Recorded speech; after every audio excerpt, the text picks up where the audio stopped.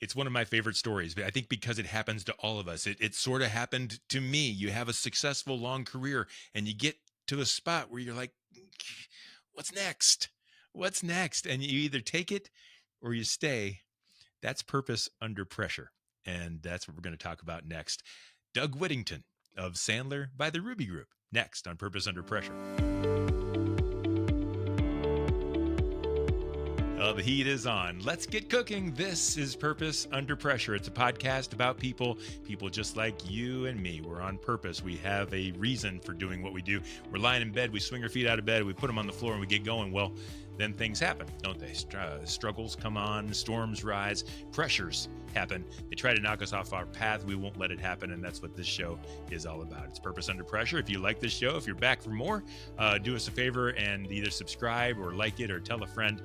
We do appreciate it. It's how people know that this show is worth listening to. A couple of thumbs up from you make all the difference that someone else might listen, and maybe their perspective on business changes a little bit. And that's what we're all about. So if you don't mind doing that, I greatly appreciate your support. Purpose Under Pressure is brought to you by Sandler by the Ruby Group, serving sales professionals nationwide from their Akron and Columbus, Ohio, also Jacksonville, Florida locations. They do sales training. They do business modeling and help and organization, structural changes. They really help your business. If revenue is a key indicator, if customer service and satisfaction and repeat sales is a key indicator of success for your business, that's where Sandler by the Ruby Group comes in. And they don't just train you specific things to do. They teach you why. They teach you how. They teach you why it matters. And I think that's the purpose part that resonates with everyone there at Sandler by the Ruby Group. So if you're interested in that kind of thing, and I promise you just a phone call and a quick conversation, if you do nothing else, that'll be worth it. It'll be one of the greatest conversations you've ever had, because you'll be talking with some sales professionals that have done it for a long time. And so I encourage you to do that. You can check them out online at therubygroup.sandler.com. And speaking of the Ruby Group, my guest today is Doug Whittington. He is a partner at Sandler by the Ruby Group and doing very well there, I am told. He has also had a very successful, nearly 36-year career with Goodyear Tire and Rubber Company, including a stint as the Director of Commercial Sales for North America. Doug Whittington, welcome to Purpose Under Pressure. Thank you, Brian. Appreciate the invitation to join today's call, and also the nice summary of Sandler here at the Ruby Group. It was a nice introduction. Thank you. You and I have never met, Doug, but I've been trained by the Ruby Group, by Mike Jones and Ken Guess and Jordan and the whole team, and they've stuck. That stuff sticks with me because it's so relevant and purposeful. It's not just sales training out of a book. It's really what matters, and how and it even helps. You might even talk about this a little bit. I don't know, that it helps you in your life. Like, Absolutely. I might be this much better of a husband and maybe that much better of a dad because of things that I've learned through the Ruby Group. And so that's pretty cool.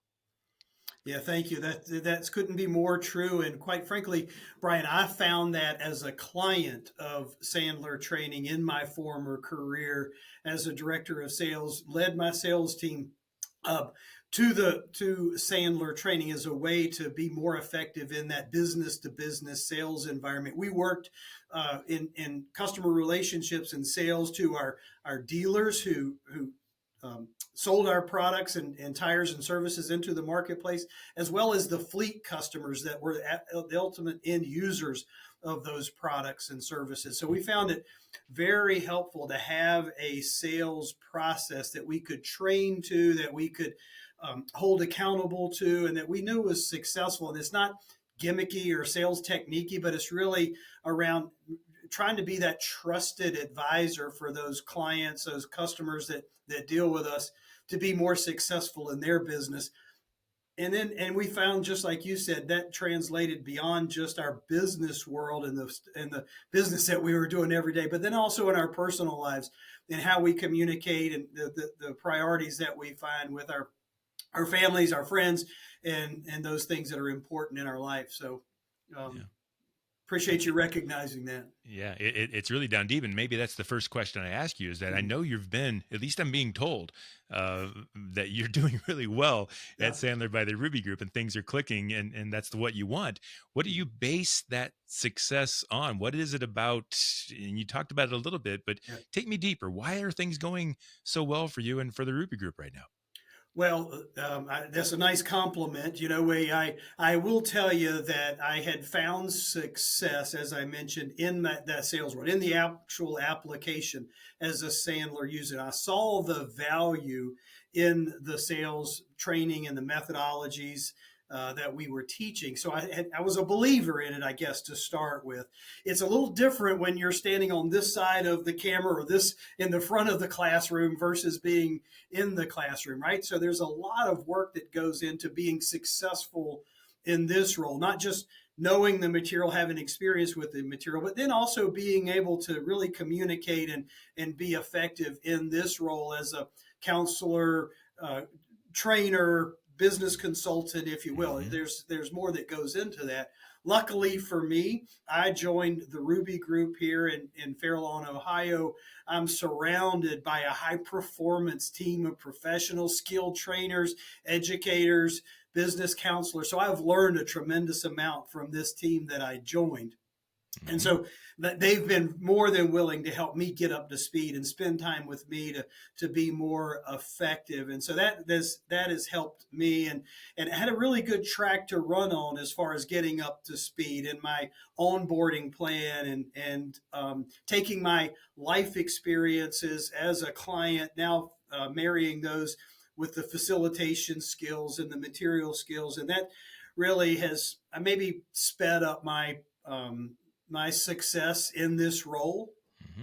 Hmm. The other thing is in this role, we practice what we preach. We're salespeople That's right. at heart. In order to be effective in this role, you have to go out and create business opportunities with folks that can use this sales training, sales leadership development, use it in their businesses to be more effective. And again, a benefit to me was the career that I had, the business relationships that I had over time that gave me some an entry into knowing those businesses, having those relationships, probably having some credibility around the win-win solutions that we always were able to come up with, and so Hmm. some of those early wins for me really came from those folks that I had business relationships with in the past. So fortunate to join this team and have the support that I have in this team, and then really fortunate to have the career that I had working with businesses and that are really good clients for the materials that we teach and train. Yeah, and I want to talk about that career because I think that's important to understand Mhm. how you kind of rose up through the ranks and now doing what you do. And I don't want to make this a commercial for the Ruby Group and the Sandler, but I'm Yeah. interested in this because I think it pertains to you specifically. What Mhm. part of the Sandler process impacted you most at Goodyear that made you say, okay, this is going to change the world, and that maybe even Yeah. impacts you now? I think for me, I have always gone back to the pain funnel and then the upfront Mhm. contract and some of Yeah. those things. There's also the IR theory, which I never perfectly Yeah. understood. Every once in a while, I got Yeah. close. Yeah. There's so many different concepts, Yeah. perspectives. Yeah. Which one really resonated with you and still does? Do you think? Great question. And it really, I have to say, it's having that questioning mindset. When you go in as a salesperson, and we all have that stereotypical salesperson in our mind, right? Just the plaid sport coat, it slices, it dices. Oh, what? Wait, there's more, right? That salesperson, that stereotypical Yeah. salesperson that it potentially has a negative connotation. And really, the thing that I liked most about Sandler, it wasn't that. It wasn't that Hmm. gimmicky sales closing techniques and that. It was really understanding your clients, understanding their business to be that trusted advisor, if you will. And I'll share the story that led me to this.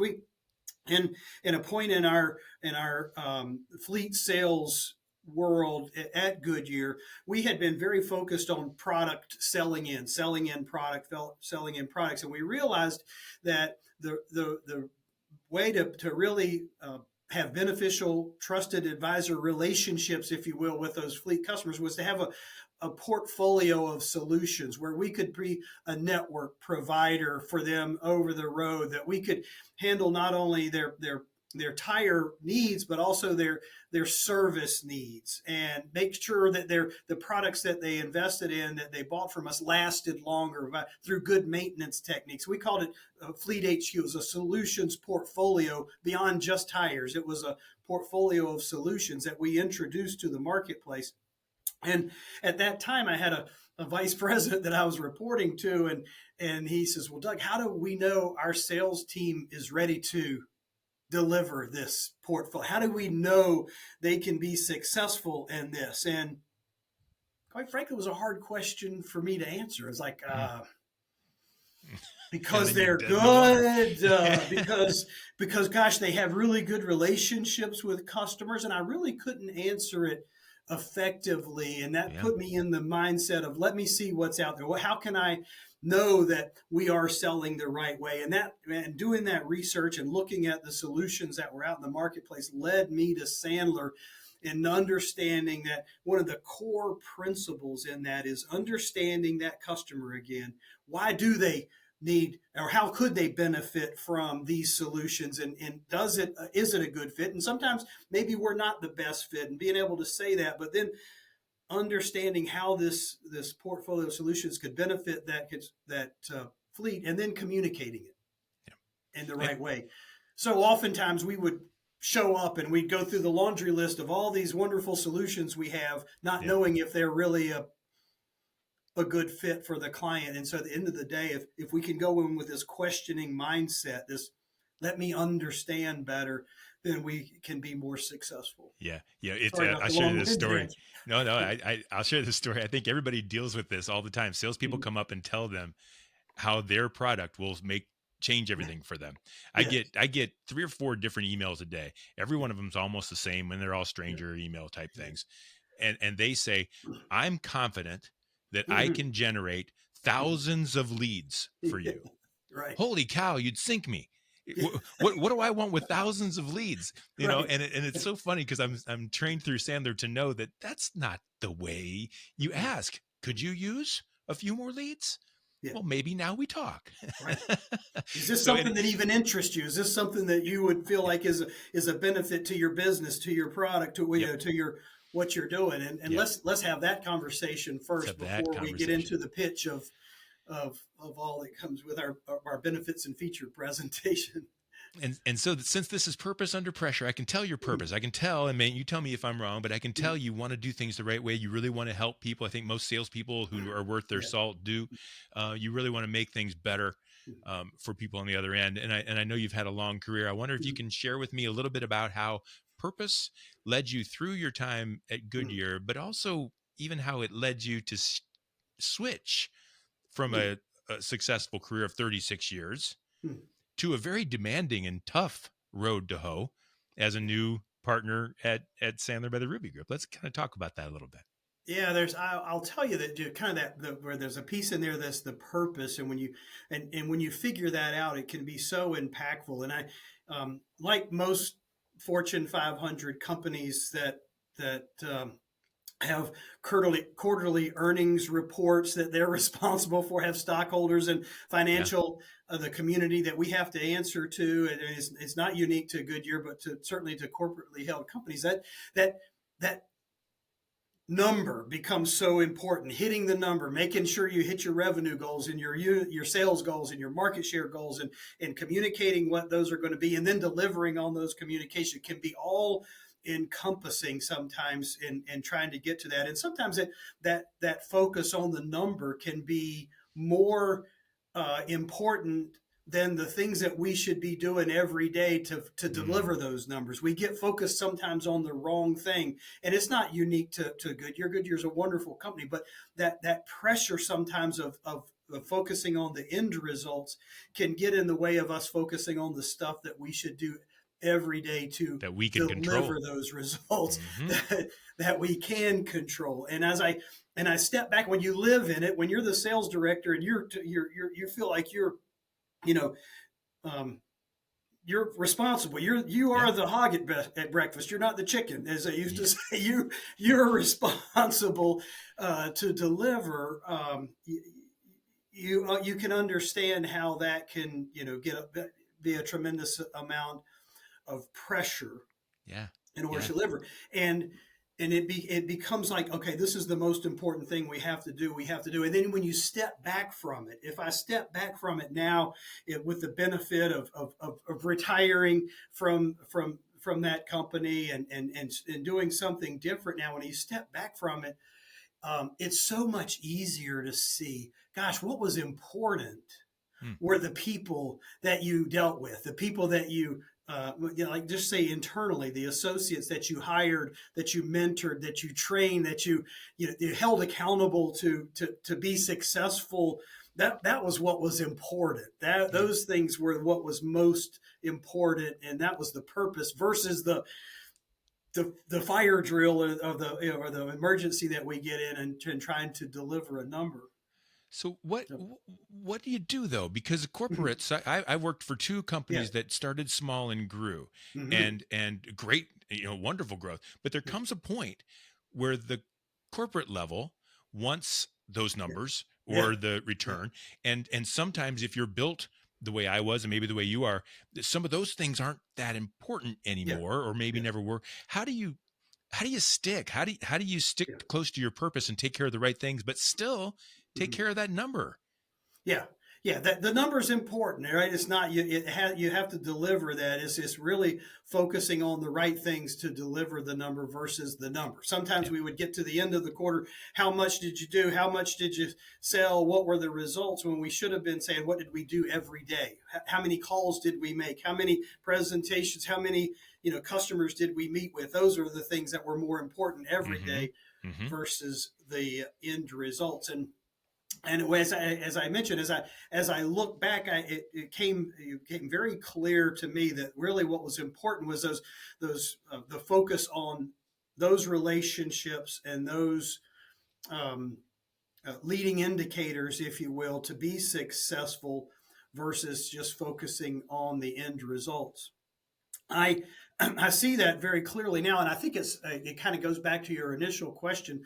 What if if I am successful in this, and I feel Mhm. like I've had some early success, and Mhm. I appreciate you recognizing that. But if it is, it's like it's the benefit of seeing that and how important that is now, because that's what we Yeah. train, that's Yeah. what we teach, is the behaviors, those daily behaviors, weekly, monthly behaviors that become so critical in our success and where our attitude is, our head, the behaviors that we do every day that make us more successful and really drive our techniques as well.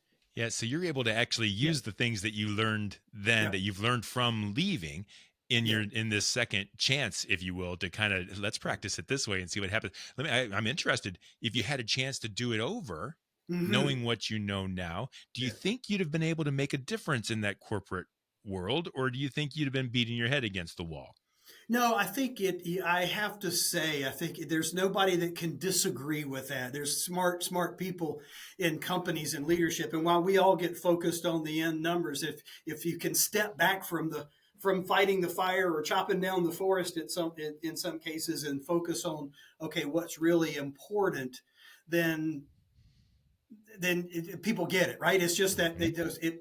it's a longer term view, and sometimes we have a hard time getting out of our short term focus. But it is a longer term view, and then at the end of the day, the people that are in that, the people that are actually doing the behaviors, the team, the sales team that we're working with, that we're trying to be successful with, they're more successful and they're more Yeah. more motivated, and hopefully it's a self fulfilling prophecy that ends up being much more successful long term than trying to do something short term, something unnatural to That's right. spike some kind of short term Yeah, results. just trying to run a game or something like that, Yeah, just to try to move the numbers. yeah, So yeah, I'm interested in this, and maybe this talks a little bit about pressure on both angles. You've yeah. done the corporate world where you Mhm, you are doing your thing and making it work. Yeah, you're in a little more of an entrepreneurial mhm, mhm, leadership role. mhm. What are the two different pressures? What kind of pressures did you have to kind of overcome in your role there at Goodyear, that you were able to, that changed you in some way, or that Right. that made you stand stronger? And also, let's talk a little bit about the entrepreneurial pressures. I'm interested then in what's Sure. going on now that are causing some Yeah, struggles. I'll say it without sounding negative. There was a point in my career at Goodyear. I had a successful run as the director of sales, and then went on to be director of customer relations. And in large part, probably because of that, the successful business relations that I had created with some of our key customers, fleets, and dealers alike. And I'm proud of those relationships that we had, and they weren't just we were just friends, right? That was okay. We found win-win business opportunities and worked together, and they, in many cases, invested a lot into our brands and our products to represent them in the marketplace, and we in turn, we as in Goodyear, invested an awful lot in their businesses to help them be more successful along the way. And I found there was a period of time, a period of leadership there where those relationships weren't on the forefront. They Hmm. weren't quite as important potentially as a focus on um, those evolving customer bases out there. That okay, do we focus on those those relationships of those dealers that really helped us make us successful, or is the business evolving out there into mass merchandisers, Right. large distributors, company-owned facilities where we tended to focus on more. And I saw there's a divide between the focus on what I felt like really had made us who we were and made us successful, Hmm. and where we're heading, and those relationships were potentially atrophying at the cost of losing share with many of those customers. And I'm found myself kind of in a position in between those. And when you're in between, does that Yeah, mean you're stuck? I'm interested in how that was making you yeah. feel at the time, and where every morning must have been kind of tough, knowing that I'm not on the right path here.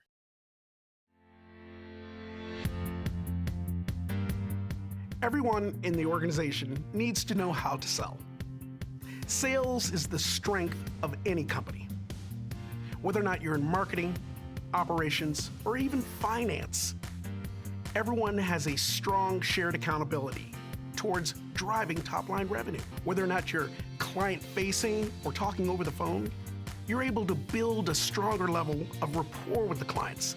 Everyone in the organization shares that responsibility to know how to sell.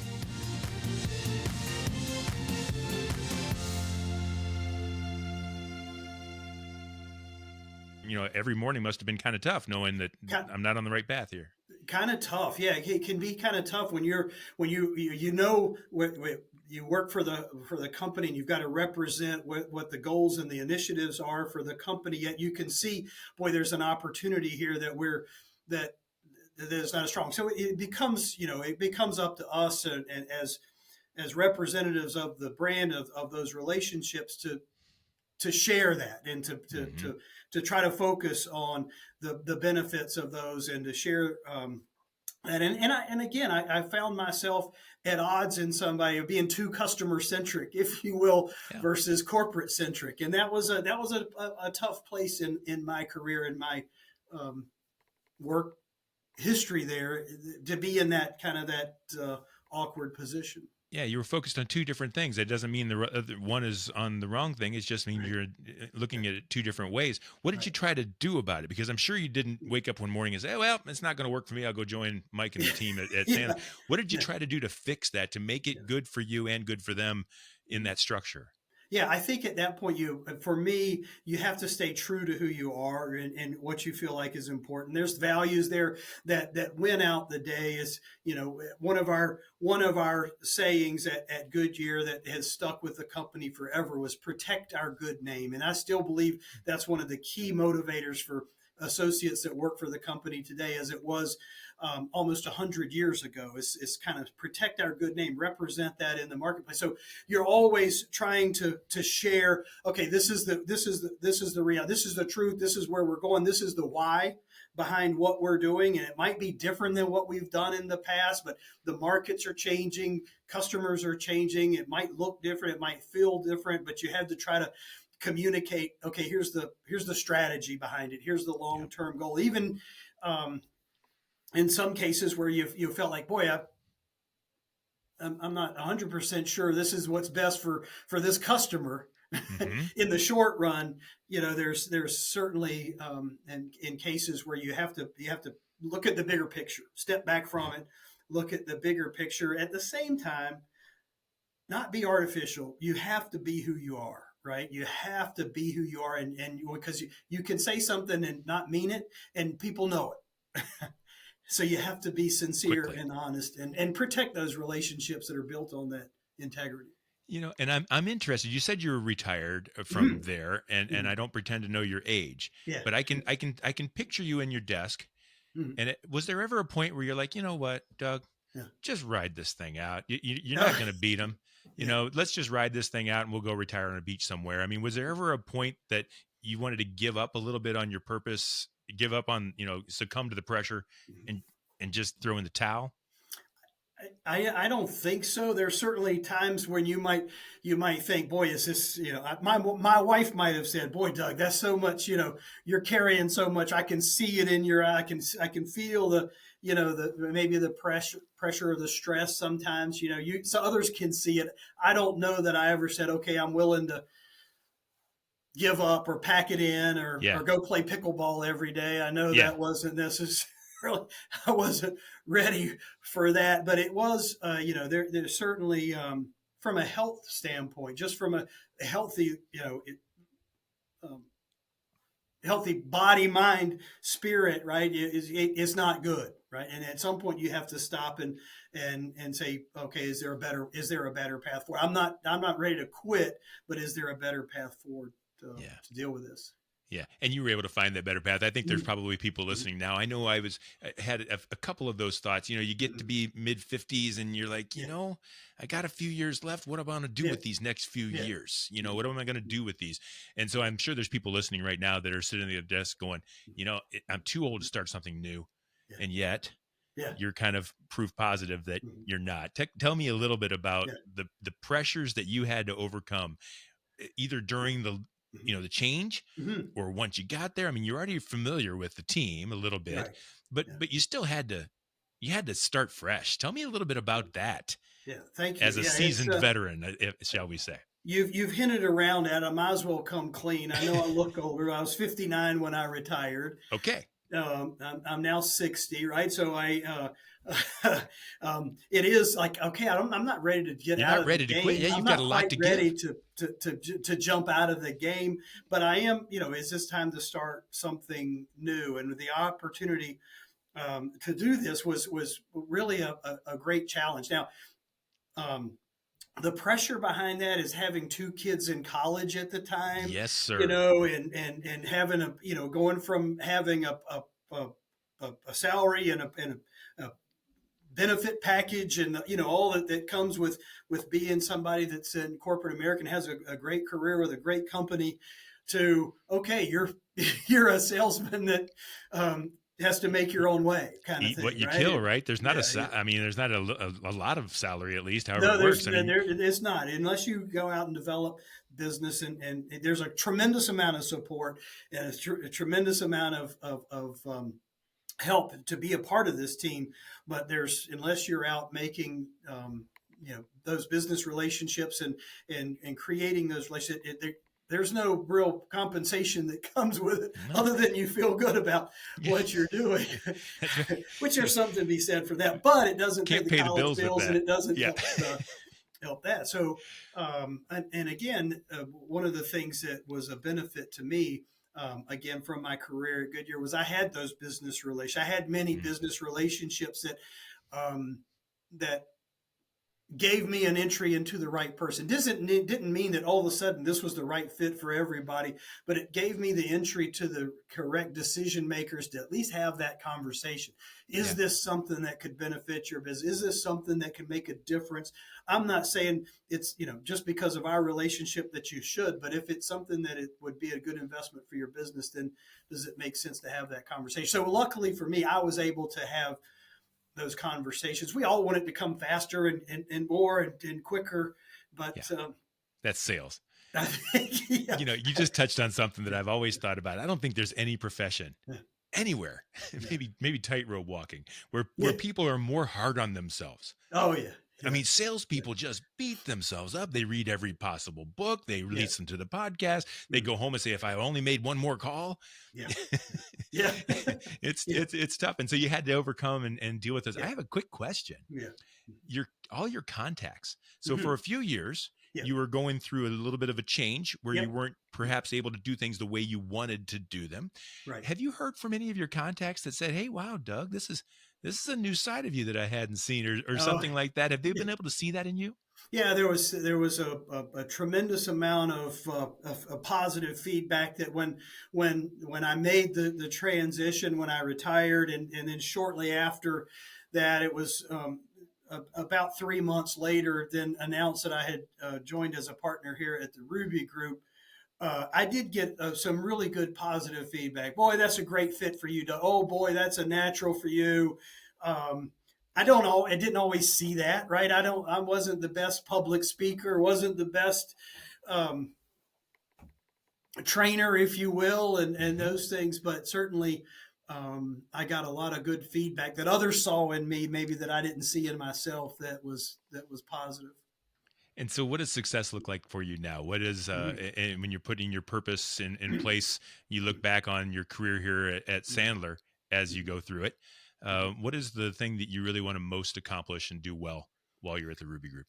Yeah, thank you. I would say the most thing is when is in the lessons learned, if you will, from Mhm. a 35-year career of thinking this is what's most important, and realizing what was important was the relationships, the people that you mentored, that you grew, that you hired. I see some of those folks today still growing with the company and moving on to new roles and developing in those roles. And I'm so excited to see those people be successful and think I had played a small part in that success over the years that we worked together. Now I'm doing it full time. I'm doing that full time with people that I'm working with every day and clients that are coming on board, and they're people, and I can see in many cases the differences it makes in their lives, not because of Doug, but it's because they're feeding themselves. They're trying to learn and to be better. And I can see, just like you started off with, see the impact that makes in them professionally and also personally in their personal lives and being more successful in that. So truly, that's what success looks like to me now, is having the ability to do that and to see that change. Certainly, I need to sell more and I need to go out and create more clients. And I'm hoping that we'll continue to do that. And I'm doing the behaviors that should make that happen. But the fulfillment that you get from doing it um, really generates the enthusiasm and the desire to move forward. Mike Jones, who is the owner of the franchise here, who you know well, Mhm. um, he's one of his advice that he gives us is focus on delivering the value, focus on delivering the return on investment for these clients, and focus on really giving them your best and making sure that they're getting the most out of this, and the business will take care of itself. Takes care It'll of it'll itself. it'll come. That's right. So Yeah, yeah, and boy, I tell you, the amount of different things that Mike has taught me, yeah, and I can almost hear him while you're saying, I can hear it coming out of yeah, his mouth. It's yeah, take care of your customers, just yeah, take care of them, and yeah, I added a little bit to that. Take care of them so well that they can't fire you. yeah, Yeah, just take care of the people that are working with yeah, you, and everything else takes care of itself. yeah. I want to talk about them in just a little bit. First, Sure. Doug, are certain businesses that you do really well Mm, with, mm, or is it pretty much any business? And if so, how would they mm. reach out to you and contact you if you wanted to talk to you a little bit? Yeah, it's what really works is what we find most success in. What I've found most success is in that business to business environment where Hmm. you're a business selling to a business and trying to be that trusted advisor for a business. We do customer service training and customer retention training for that business to consumer type work. But some of the sweet spot that I've found, and maybe because it's my experience, is in that business to business environment where you've got a team of salespeople that are out responsible for prospecting, to driving new business, that you're worried about, maybe am I training them the right way? Am I able to hold them accountable to do the behaviors to be successful? And maybe they're worried about being commoditized in an environment where so many cases the products and the things that we sell are becoming a commodity, and our margins are getting shrunk. So in differentiating how we go to market and how we sell can make such a difference versus what we sell. And so that long-winded answer is, if there's a team of salespeople that are really in this business to business environment, seems to be the best fit of folks that I'm working with. Yeah. And do you have some contact information that you'd like people to use if they wanted to reach out to you? Yeah, it's quite easy. It's Doug.Whittington@Sandler.com is hopefully easy to remember. Doug.Whittington@Sandler.com is probably the easiest way to reach out and get. I'll give you my phone number. I'm not sure if anybody would remember it, but we'll put it on the screen. Go ahead. My name. Yeah, go ahead. We'll put it on the screen. Oh, it's 330-242-4070. That's my phone number, my personal cell. You call me anytime. And sometimes, clients just call me and say, "Hey, Doug, what about this? What would you do in this case? What are you thinking?" I love those conversations that we have with clients, even potential clients. In some cases, that could lead to further dialogue. But don't hesitate, even if it's, "Hey, Doug, give me your thoughts on this," and don't hesitate to make that call. Yeah, I'm glad you said that. That happens in the show. People will listen. They say, "Man, that guy sounds like he's heard my story already. I want to talk to him." And I know you'd welcome that call because I know everything. I want to talk. So Doug, thank you for being on the show first. This has been fascinating. Every one of my interviews with a Sandler partner runs a little long because I could just do this forever. I just love picking your brains and hearing about you. And I think it's because you're all really good people that really care about your business and about yourself, how you're portrayed, how you're seen, how you come across as a sales professional. And I will tell you, so in the podcast world, most of our audience is tuned out by now. Okay. Right. They watch for a little while and then they lose track and they go on somewhere else, or they get to where they're going or whatever it might be. So folks, if you're a business owner or business sales professional and you've stuck with it this far, I want to talk to you because you're obviously interested in something. And let me tell you something. If you like the way Doug comes across, very real, very caring, not salesy. Doug, you talked a little bit about the plaid suit sales guy. That's what these guys are all about. It's saying, I don't care if it's Mike Jones, it's Ken, it's Jordan, who we got, Robert, Jason, Mike down in Jacksonville. Every single one of these guys exudes the exact same, let me take care of you first, we'll worry about me later. And it's just the right way to do business, and every one of you does it. And if there's someone out there, if you're listening now and you've even thinking about calling these guys, calling Doug, you won't go wrong because he won't give you a sales pitch. They're going to help your business. If you end up paying him something someday, so be it. But I'm accurate on that, aren't I, Doug? Absolutely. Thank you. Yeah. Thank you for sharing that. And I think that's it gets back to with Mike's advice. Let's take care of our clients and the business will come. Right. Yeah. So. That's the right way to go. And I think folks that are out there, if you need to learn that for your sales team, you'll do yourself a favor and you'll reach out and talk to Doug Whittington or anybody at the Ruby Group. And you'll be happy that you did. Doug, thank you for being my guest on Purpose Under Pressure. It is brought to you by my friends at Sandler by the Ruby Group. Sellers are under pressure to perform. We talked about that in full here today. Sandler's going to help you to succeed on purpose. You'll find all past episodes of Purpose Under Pressure at brianmediastrategies.com/podcast and wherever you stream your favorite shows. We do this every week, and we'll see you next time on Purpose.